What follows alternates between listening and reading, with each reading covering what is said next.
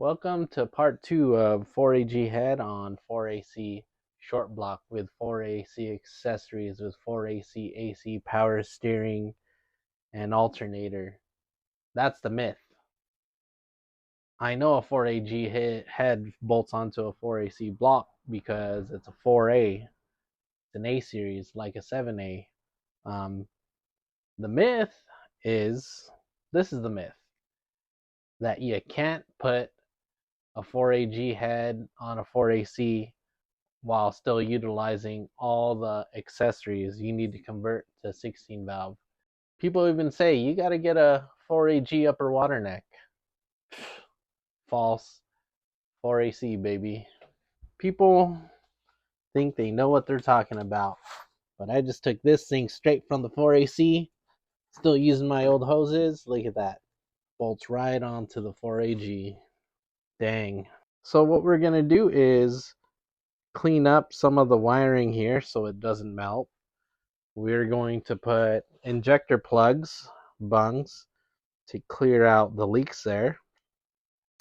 I am probably going to tap a hole into this adapter plate, and then I'm going to put some studs and get the correct length hardware to put on the carburetor. And then we're waiting for our hardware and spacers because I'm going to try to space out the alternator and space out the AC off to the side just to clear a little easier. And then yeah, I also cleaned up this AC compressor. All right, we're just gonna take off this carburetor. Obviously we're gonna redo some of this some of this hose routing. Gone, lost forever. Okay, we are not gonna drop anything in there. Nope. We're gonna find 2 more studs. You can find 2 more studs from a water pump. Some studs, a little bit of Loctite. All right, so you can use the double nut method. Snug that on.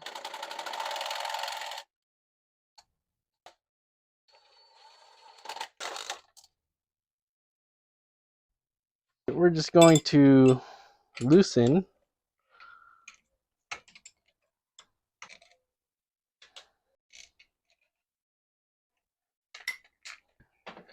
okay, so plan with this guy is to drill and tap 100% infill. Whatever I'm doing is a terrible idea, so just don't do what I'm doing. Please do not do what I am doing. You will be killing brain cells.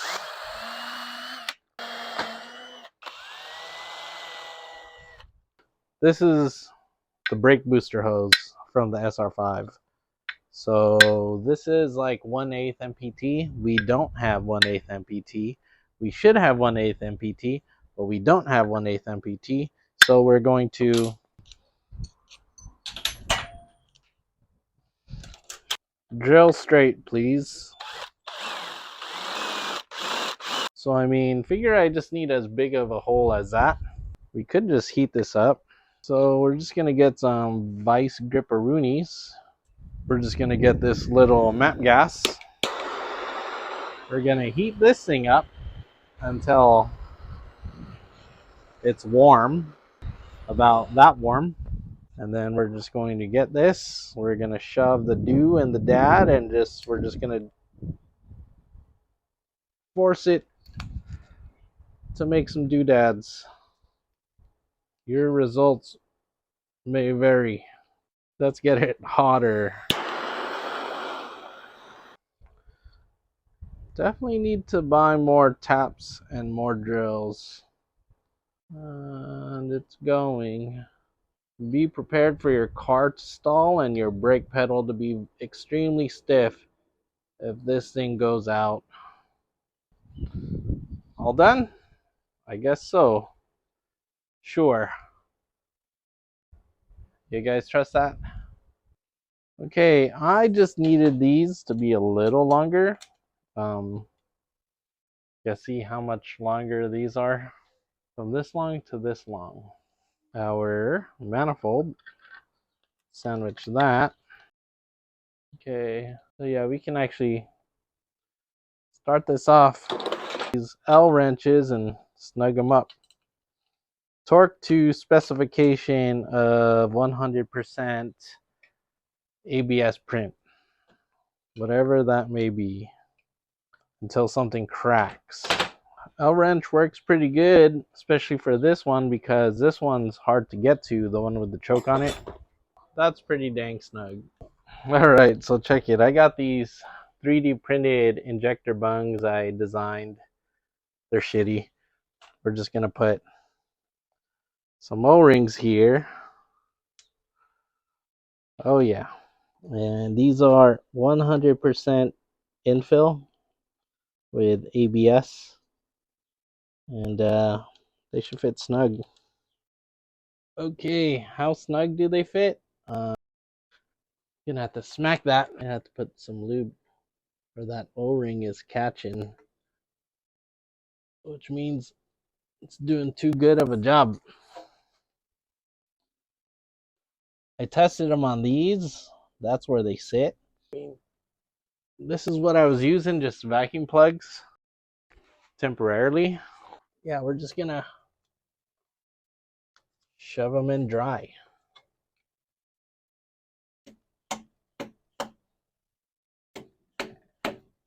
All right, sealed.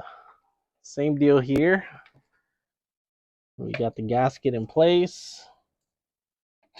And then with these, you got to get some thread started or else it's going to get hung up. Again, snug these up to where you don't mess up 100% infill on ABS. Like I said, this is strictly for science. All right, so now we have studs on there. Look how close that clearance is. But yeah, nice and snug and more thread engagement. And a line for the brake booster, which barely fit. Onto these dumb headers. So this thing, even with a gasket, is gonna hit this steering column no matter how hard I tighten it. So this is what we're gonna do. First, we're gonna grind off this bracket because this comes real close. But before we grind off that bracket, we're going to tuck these wires way down so they're away from any kind of heat. And tuck that down. Yeah, that should be fine. This is our distributor connection. We're gonna have to get some wires, some leads to make that a little longer. Water temp gauge, and this goes to the ECU, I guess. I know this one's a gauge cluster, I'm guessing. Whatever, we just need one of these, so we can make that longer. Just making a little harness to extend the distributor wires, and I just put little spade ring terminals because I didn't want to cut off my old one. What if I wanted to put the 4AC head back on? Okay, we're just going to grind this little heat shield tab off without starting brush fire.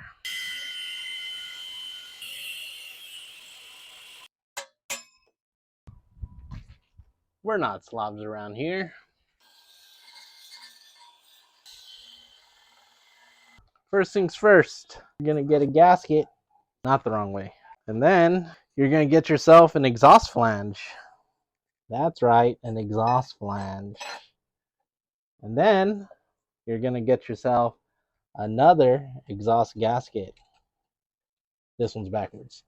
Okay, flip it around. And then you're gonna get your dumb header, and then you're gonna stick it in here. And then you should just have just enough room to put on these bolts. Then we're gonna snug this down. It's gonna crush our gaskets just enough so we get this on. Look at that. Double exhaust flange, double gasket. Sure. Clears. I'm really hoping not to unbolt this header again. Before we lift it up, let's seal our coolant system. Actually, we can put this on, but I need to plug up these fittings because I don't know what sensor goes there or whatnot. So redoing the O-rings here, and crispy. This is the other one.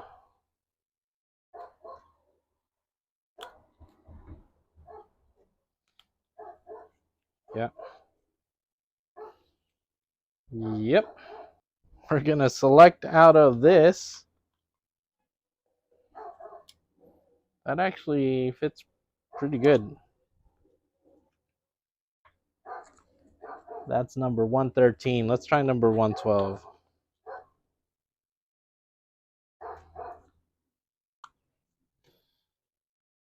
Oh, dude, number 112 works great. Sure.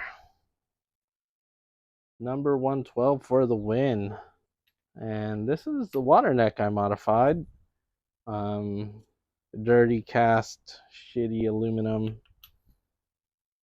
But that should fit super snug. Put some lube on there so I don't rip that O-ring. But that should fit snug in there. I should be able to put my water temp for the gauge cluster there.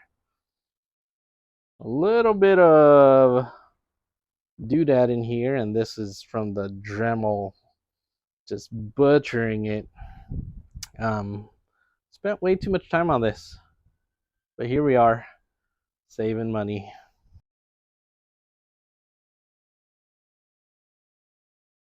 Shade Tree Mechanic Thick. We're just gonna WD these O-rings here because we don't need these things ripping. All this stuff lines up. Trust me, I'm surprised.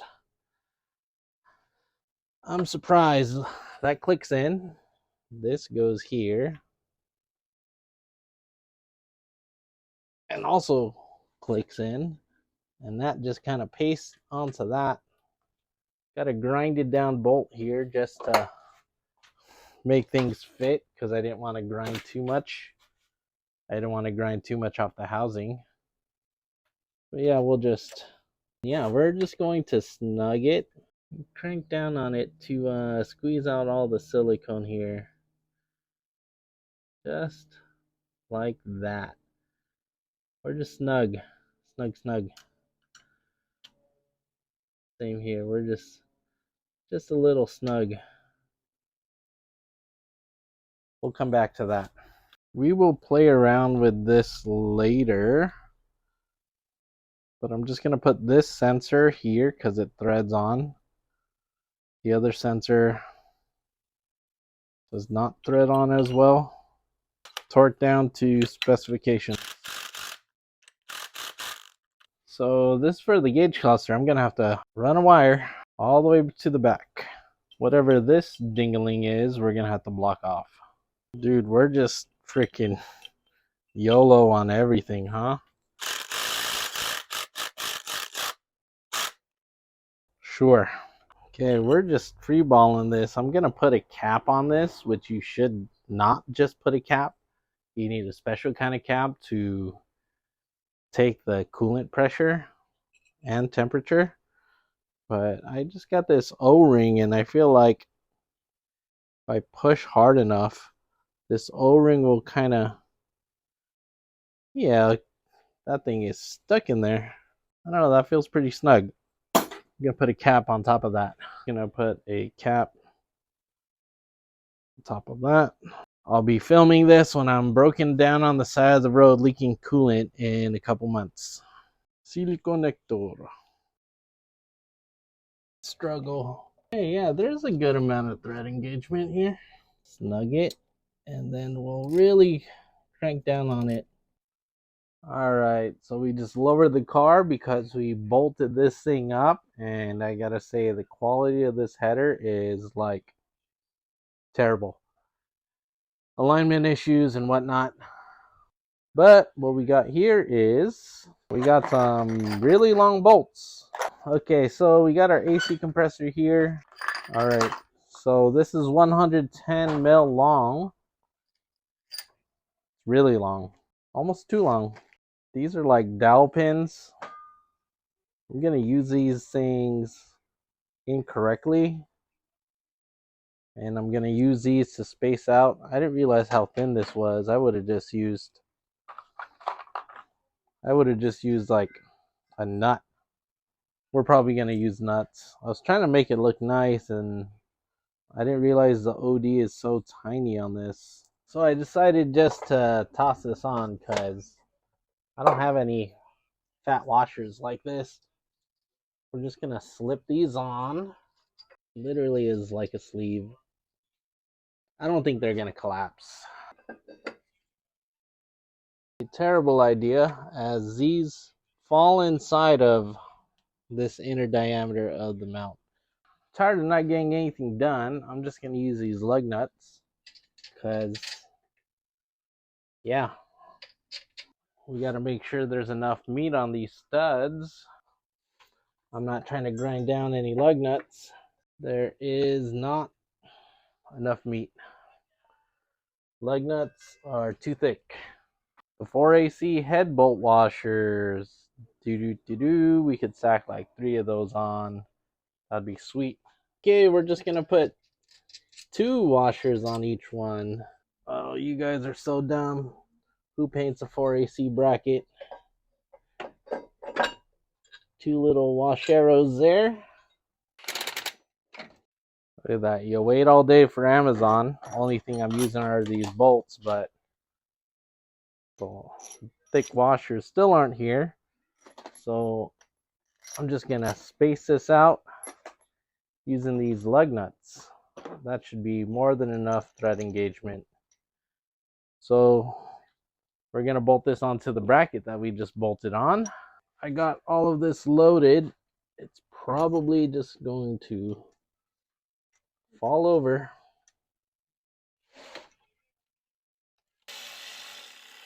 Okay, so I got the bracket spaced out that much, and the compressor spaced out that much. That's like a inch and a half. Yeah, it kind of lines up still. Shitty alternator. Oh, it's backwards. You guys are dumb. So adjustable, good adjustability until I mess it all up with this alternator. One of the barriers I'm dealing with is this AC. Gonna have to redo this AC line. I just can't clock it in the correct orientation. I'm gonna say spacing that out did kind of help, and cutting that bracket. Little by little, this thing's just getting a little better than before. Yeah, we re-snugged up all the flanges.